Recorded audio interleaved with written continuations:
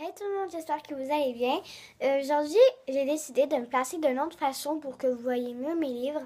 On voit juste pas en bas, donc en bas, ben c'est ça. On voit juste ma belle série de la vie que j'ai fini. Ouais, donc c'est ça, j'ai fini cette belle série. Donc je suis tellement contente. J'aimerais tellement ça la relire d'un coup.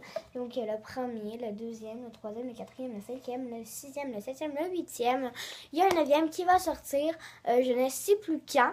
Mais si je vois la couverture sur Internet, je vous la mets juste ici, là, la couverture. Voilà. Donc, sinon, ben, aujourd'hui, je vous fais une chronique sur un petit livre très sympa que j'ai pris à la bibliothèque.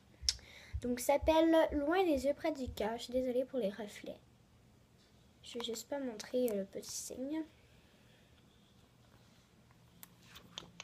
Donc, voilà. Donc, oui, vous avez bien vu, il y a un signet pour définir deux parties. Donc, deux parties de l'histoire. Donc, pour définir, parce que dans ce petit livre, tout petit, on va découvrir deux personnages. Donc, c'est coupé en deux. Donc, il y a deux histoires, désolé. Donc, il y a Loin des yeux, près du cœur, suivi de La fée de nulle part. Donc, c'est pour ça qu'il y a un suivi. Parce que quand vous avez fini la première histoire, eh bien, vous avez une autre histoire qui est La fée de nulle part. En tout, il y a presque 100 pages, mais il y en a 85. Donc ici, vous voyez l'histoire, donc les deux histoires séparées. Moi, j'ai lu seulement l'histoire Loin des yeux, près du cœur, parce que j'ai pas encore lu La fée de nulle part, mais je compte très bientôt la lire. Donc c'est sûr que vous aurez un suivi, mais aujourd'hui, je vous fais juste la chronique de Loin des yeux, près du cœur. Donc voilà. Donc on va commencer tout de suite. Bref, voilà, donc je vais commencer par vous dire qui est et tout, donc qui est dans le premier. Donc je vais vous lire en arrière.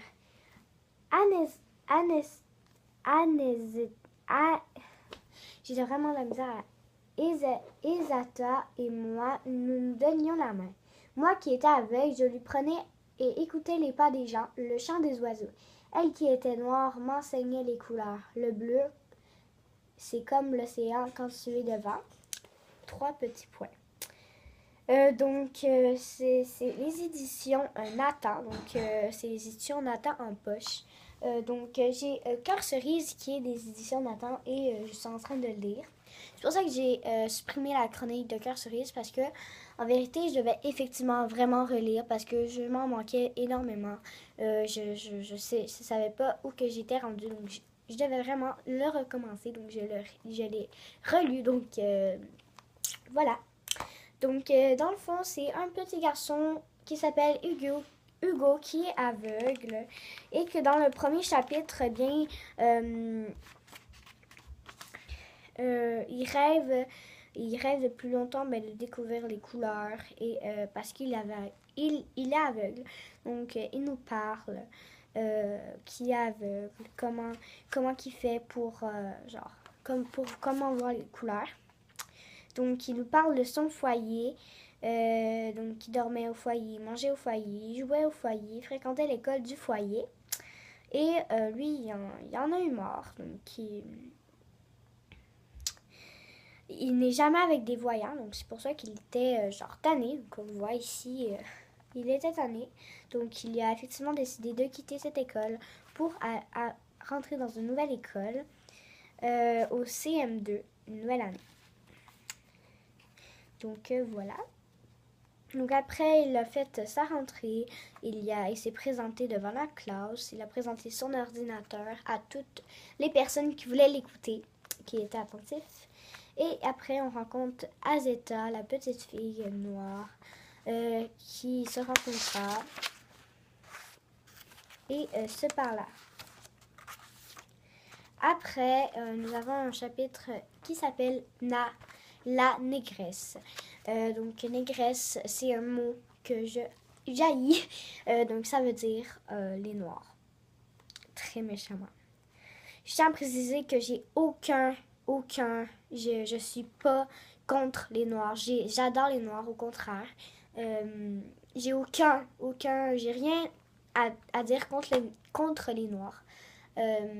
C'est pas parce que ils ont une autre couleur de peau qu'ils sont pas humains comme nous.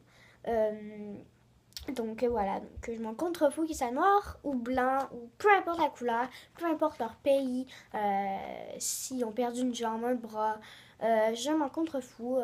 En autant que ça soit gentil, c'est des humains, hein, c'est pas comme si c'était des extraterrestres. Hein. Bref. Donc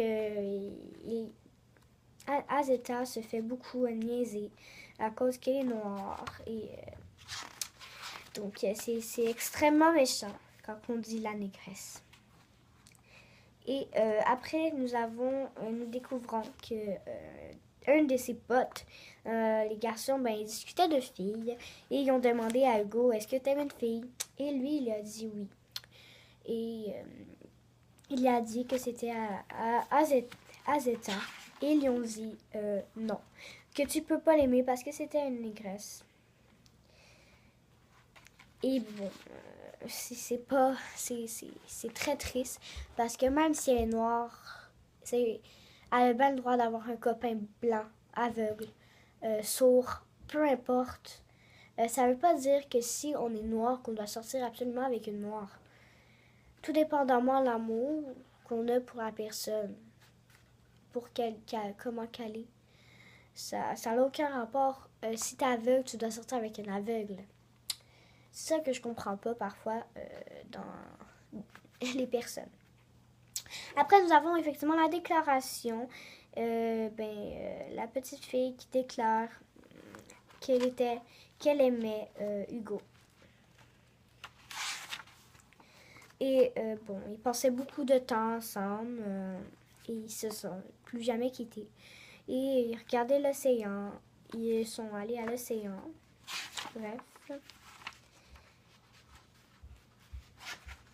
Et après, il y a les larmes, il est triste.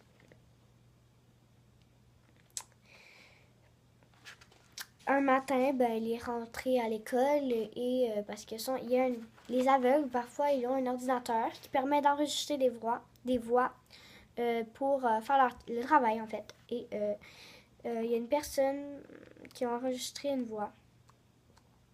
Et ça disait l'aveugle est amoureux de la négresse. L'aveugle est amoureux de la négresse plusieurs fois. Et ça l'a brisé. Il y avait effectivement beaucoup de peine. Après, il s'en va à la piscine. Nanana.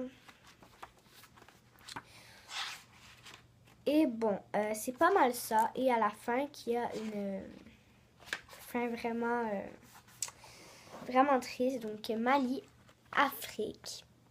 Donc voilà, je vous ai juste montré. Donc je vous dis pas la fin parce que c'est extrêmement triste et je veux vous garder le petit punch. Parce que si je vous raconte toute l'histoire et je vous raconte les petits punchs qu'il y a dans chaque chapitre, je sais que je vais dire toute l'histoire, donc je préfère rien dire pour l'instant. Bref, c'était cette petite chronique seulement pour l'histoire, loin des yeux, près du cœur, désolée.